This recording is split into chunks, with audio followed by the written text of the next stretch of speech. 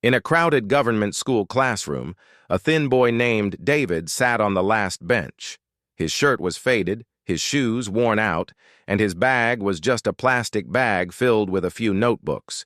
He rarely raised his hand, not because he didn't know the answers, but because no one believed he could give them. The teachers barely noticed him, and the other students whispered, "He's just a poor boy. He'll end up doing labor like his father." One day during lunch break, David sat alone in the playground, scribbling equations on the back of an old newspaper. A science teacher happened to pass by and stopped. "Where did you learn this?" she asked. David smiled shyly. I borrowed a science book from the library. I like to solve problems." That day she gave him a challenge. Solve a difficult problem from the textbook.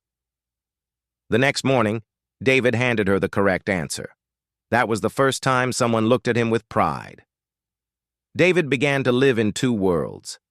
The first was the world everyone saw, a boy in torn clothes helping his father push a cart in the evenings. The second was his secret world, late nights studying under a dim bulb, teaching himself from borrowed books, solving problem after problem. The harder life pushed him down, the harder he studied to rise.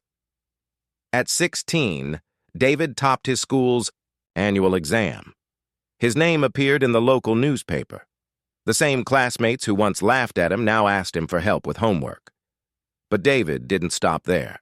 He applied for a scholarship at a top engineering university and got in.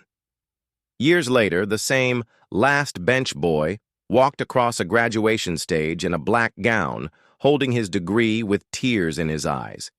He landed a job at a multinational company and soon became one of the youngest project leaders in the firm. But he never forgot his school's dusty playground, the cracked classroom walls, and that single moment when a teacher believed in him.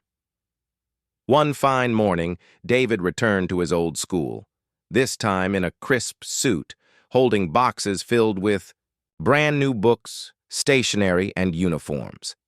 Standing in front of the same last bench where his journey began, he told the students, "It doesn't matter where you sit in class. What matters is how high you let your dreams take you.